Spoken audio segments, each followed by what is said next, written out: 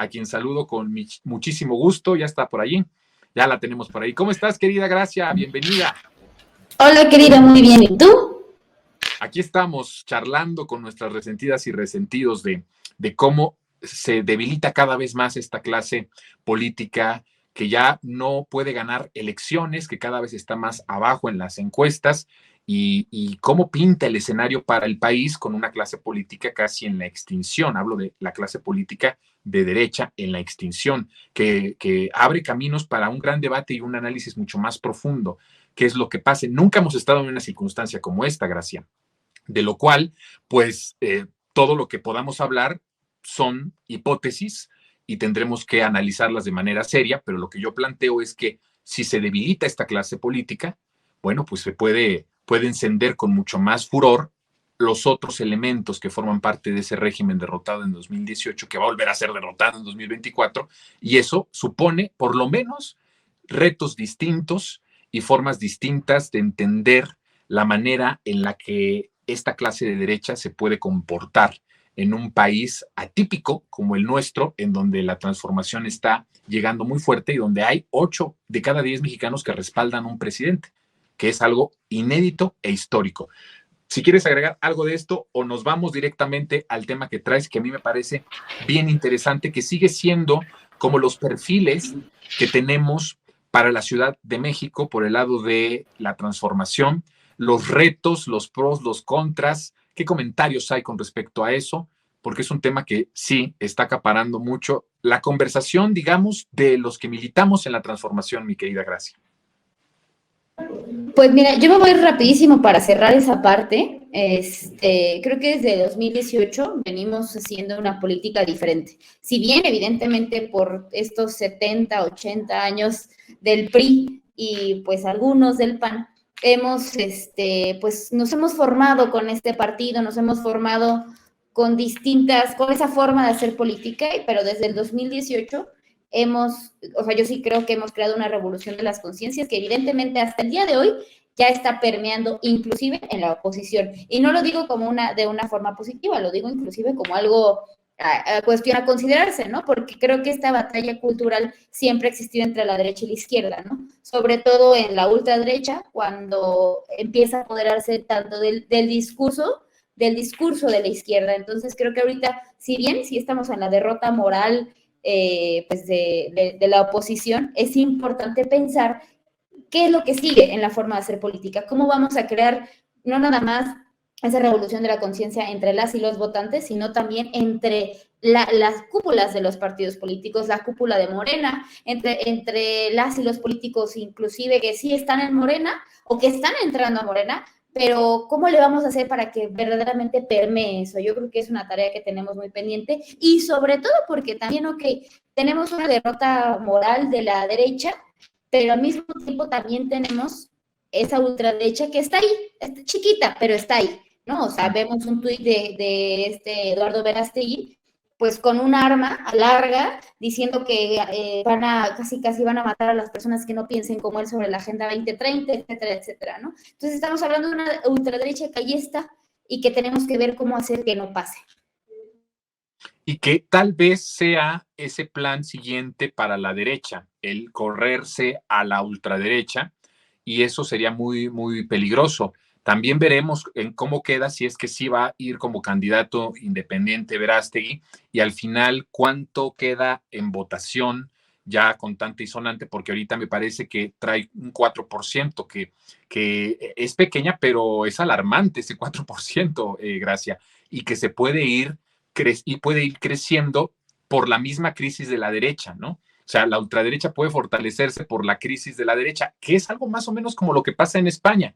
La crisis de ese bipartidismo de que yo sigo diciendo que los dos partidos son de derecha, ¿no? Incluso los que gobiernan ahorita, por la crisis en la que se han encontrado o en la que se encuentran, arrecia y gana elecciones la ultraderecha. Ese escenario es un escenario que, aunque lejano y se ve lejano en nuestro país, no podemos descartar en las siguientes generaciones. Y esos son de las cosas y de los retos que tenemos como partido dominante, como movimiento dominante.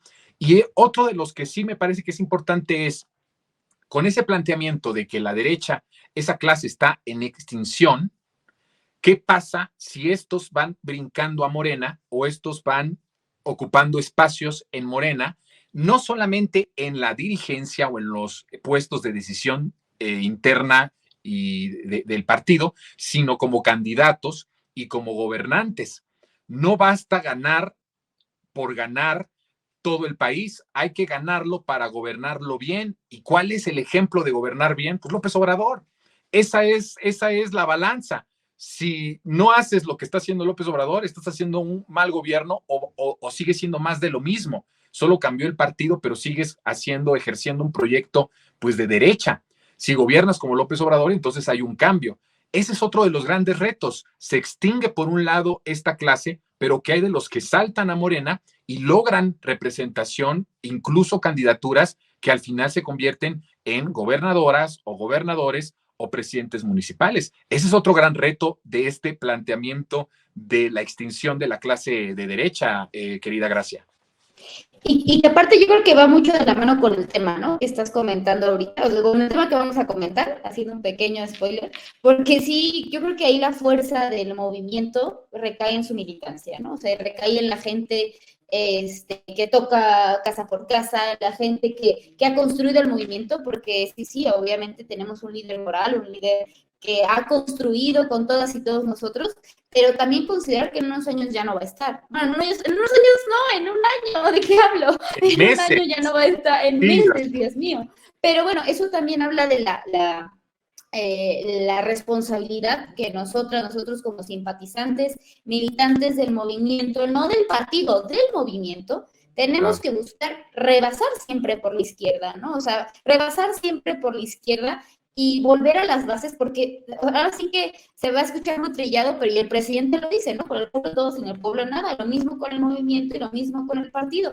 Yo creo que sí, o sea, yo soy de la idea que sí es importante aceptar a estas personas, pero que también finalmente, y no es una cuestión de sectarismo, pero que finalmente tenemos que hacer que esa gente respete el movimiento, ¿no? O sea, que, ok, bienvenido, adelante, muy bien, pero hay que siempre respetar el movimiento, hay que evidentemente buscar corrernos siempre a la izquierda y fortalecer a los cuadros que ya están, ¿no? Porque somos muchos y muchos que estamos en el movimiento que valemos muchísimo la pena y que sobre todo, o sea, valemos muchísimo la pena, no en cuanto a ocupar un espacio un espacio en la administración pública, ya sea de elección popular o no. Hablo especialmente por la construcción del movimiento. Entonces, si entendemos que esto, o sea, que estamos luchando por causas y que estamos luchando por democratizar un país, por eliminar las desigualdades, todo esto que el presidente nos ha dicho durante años y años, pues entonces es cuando podemos recibir a estas personas, pero al mismo tiempo también hacerles saber que somos un movimiento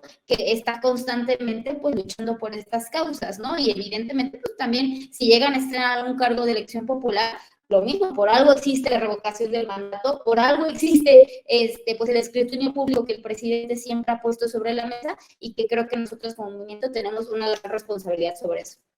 Debería de haber ahorita ya entramos al tema que traes, que como dices, Gracia, va muy pegado a esto que estamos hablando, pero yo creo que tendría que haber una prueba de fuego para todos los que van migrando de otros espacios, de otras corrientes políticas hacia Morena. La gran prueba de fuego es que no pasen automáticamente a un cargo de elección popular o a una candidatura, sino que hagan trabajo de campo, que en verdad estén conscientes de que se representa un movimiento con las aspiraciones más sublimes del pueblo y sobre todo del México profundo, que representamos a los más desprotegidos, que representamos a los olvidados, que representamos a los pobres y que por ellos trabajamos y que por ellos entendemos el poder como un oficio para servir y no para servirnos. Creo que tendría que haber una prueba de fuego para todos. Está bien que entren los que quieran entrar.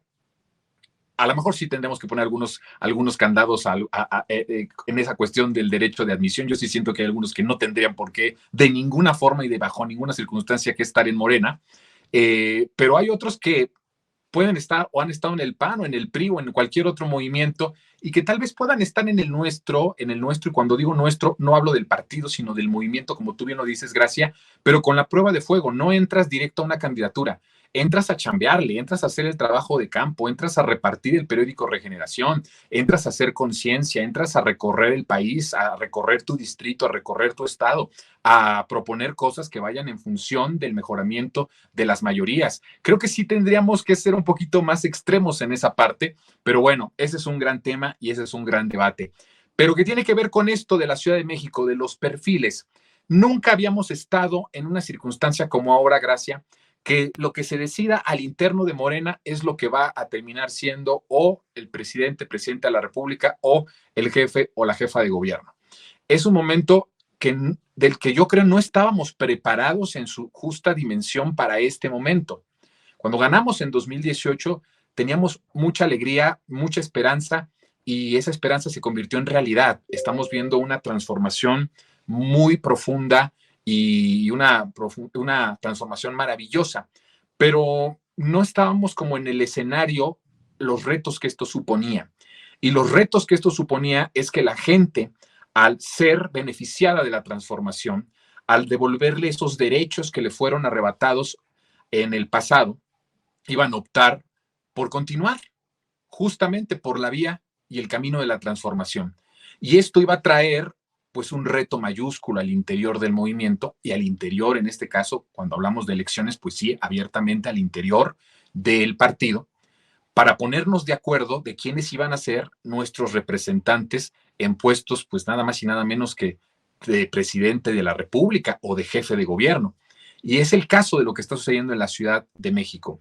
Hay un gran trabajo que se hizo en la Ciudad de México en estos 5 años con la doctora Claudia Sheinbaum, bases muy fuertes en todos los sentidos de la transformación aquí de manera local en la ciudad, por lo cual, pues cualquiera que quede como candidata o candidato tiene la posibilidad grande de ser y de convertirse en jefa o jefe de gobierno. ¿Cómo ves este proceso interno? Yo veo muchísima discusión, veo bastante debate, veo mucha tensión. ¿Qué apuntes nos traes de los perfiles que ya se apuntaron para representar a la 4T en la Ciudad de México? Mira, yo también, abogando un poco por esa parte de no ser sectarios o sectarias, diría que vivimos en tiempos democráticos, vivimos en tiempos maravillosos en donde afortunadamente podemos estar discutiendo los mejores perfiles y los perfiles que finalmente no son los que quiera la cúpula de un partido, sino los que realmente la gente quiere, ¿no? O sea, hace no mucho tiempo, pensemos, hace no mucho tiempo se decidía las candidaturas, la decidían en una mesa, y es más, ni siquiera te puedo decir que una mesa en donde podíamos pensar en una sala de juntas, se decidía comiendo, ¿no? Con el presidente, con el secretario de seguridad, o sea, y eso fue antes de 2018. Hoy en día se hacen encuestas para que la gente elija.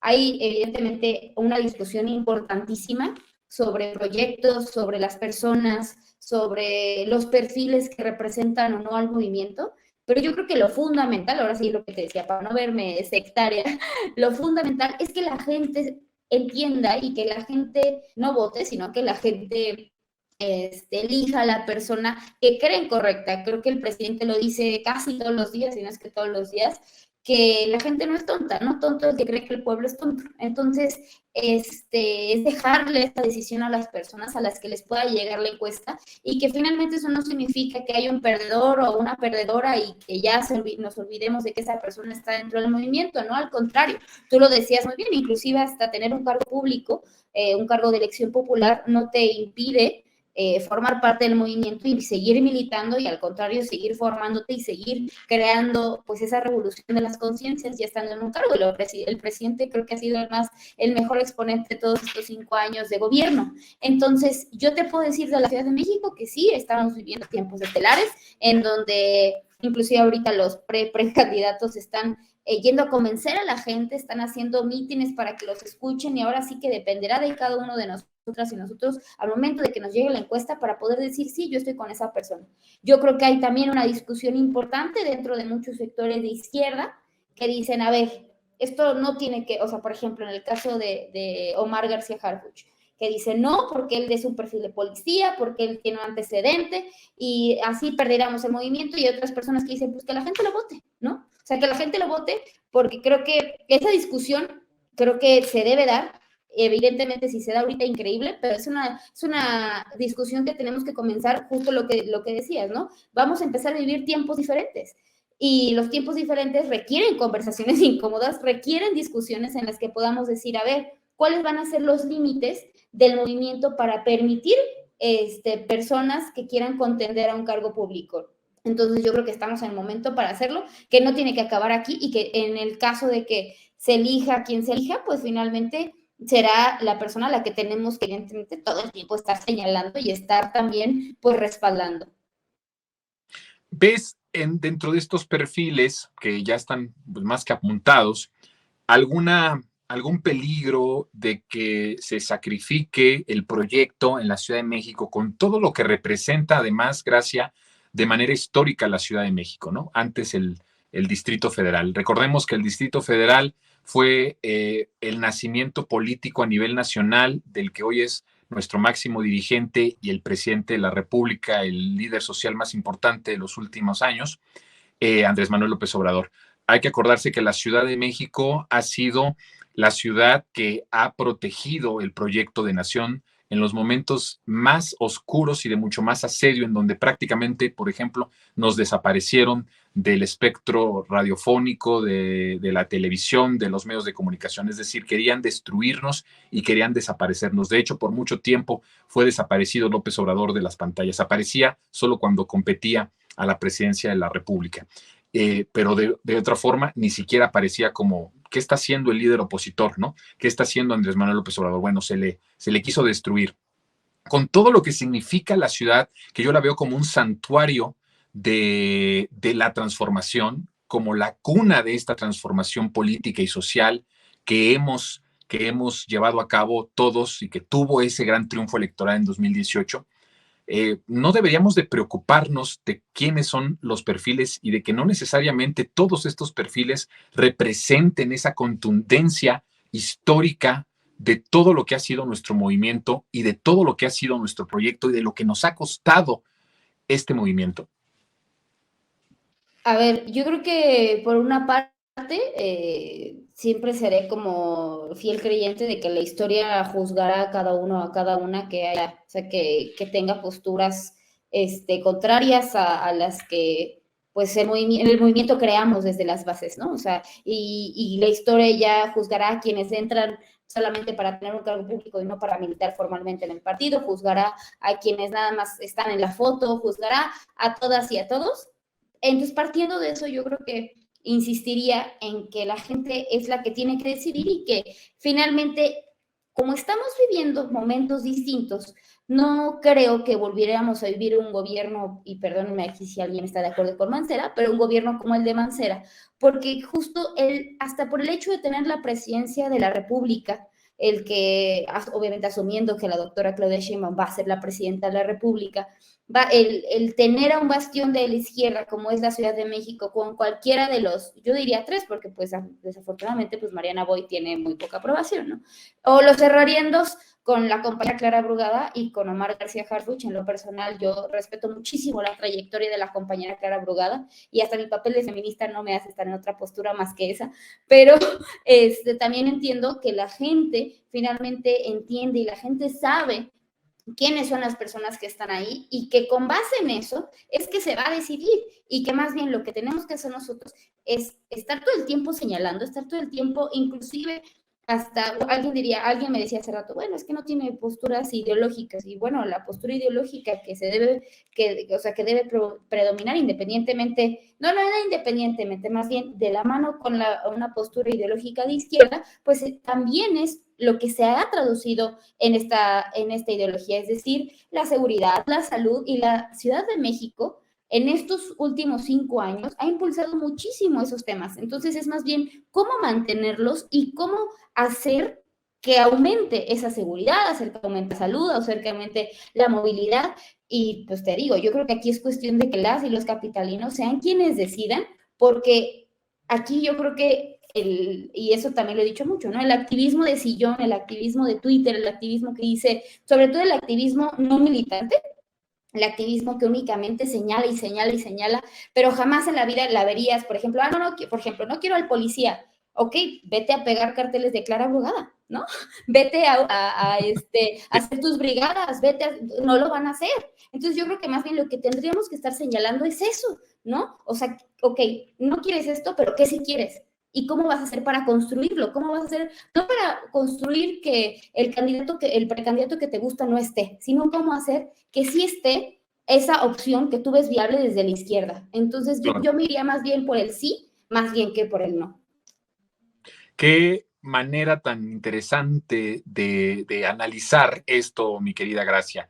Estamos hablando de un nuevo nivel de ciudadano, un nuevo nivel de pueblo, un nuevo nivel de conciencia, de que, como nos lo ha enseñado el presidente, somos actores protagonistas del cambio, protagonistas de la transformación, y que no podemos dejarle a las dirigencias ni podemos dejarle a otros la decisión, sino que tenemos que nosotros no solamente exigir, no solamente tuitear en contra, este no porque es esto, este no porque representa esto, sino que tenemos que hacer ese activismo, construir esa candidatura que nosotros queremos, no dejar que otros hagan las cosas. Creo que eso es un nivel que tenemos que ir aprendiendo. No sé si nos dé para construirlo en estas semanas que se decide quién va a ser la candidata o el candidato en la Ciudad de México, pero sin duda que sería un aprendizaje a mediano y a largo plazo, Gracia, que tendríamos que estar haciendo todos los que sí estamos preocupados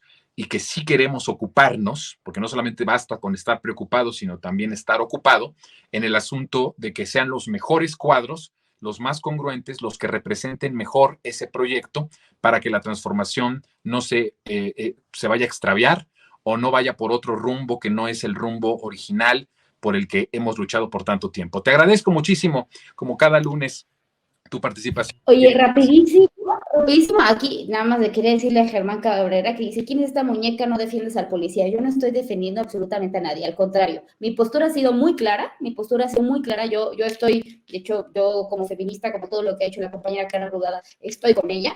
Sin embargo, creo que es muy importante más bien buscar qué es lo que sí queremos y lo que no queremos. Y yo nada más resaltaría eso porque aquí deberíamos estar militando bajo esa consigna, ¿no? Y el presidente lo ha dicho toda la vida.